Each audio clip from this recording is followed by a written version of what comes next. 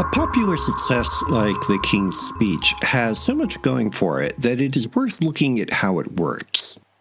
At the risk of perversity, in some ways it seems almost too well made. Its appeal is legitimate, not the product of hype, but whenever a movie strikes a responsive chord, it is worthwhile to look at why.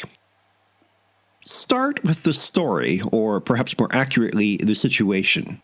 The Duke of York / King George VI, Colin Firth, is thrust into the public eye at the death of his father and abdication of his brother, Edward VIII. In itself, the predicament is compelling. But the bigger problem for Bertie, as he's called by his family, is a severe stammer that makes public speech torturous for him and his audiences.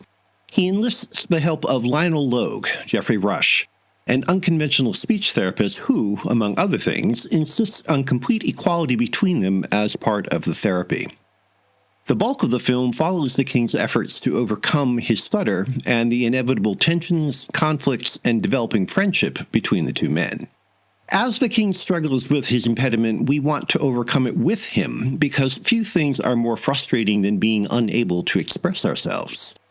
Supporting characters like Queen Elizabeth, Helena Bonham Carter, help by filling in the background with colorful, occasionally humorous incident. And since we know from the title that everything is moving towards a big speech, the action has a built-in forward dynamic. Thus, the story arc flows smoothly. The tone is respectful without being obsequious. This is, after all, about the father of Queen Elizabeth II.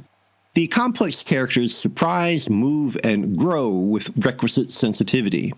The camera work is imaginative, the editing adroit.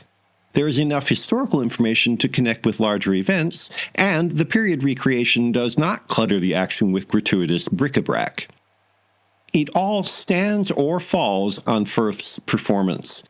Burdened with the demand of making the king's stammer consistent and believable, Firth makes us accept the technical feat as his, not Bertie's impediment.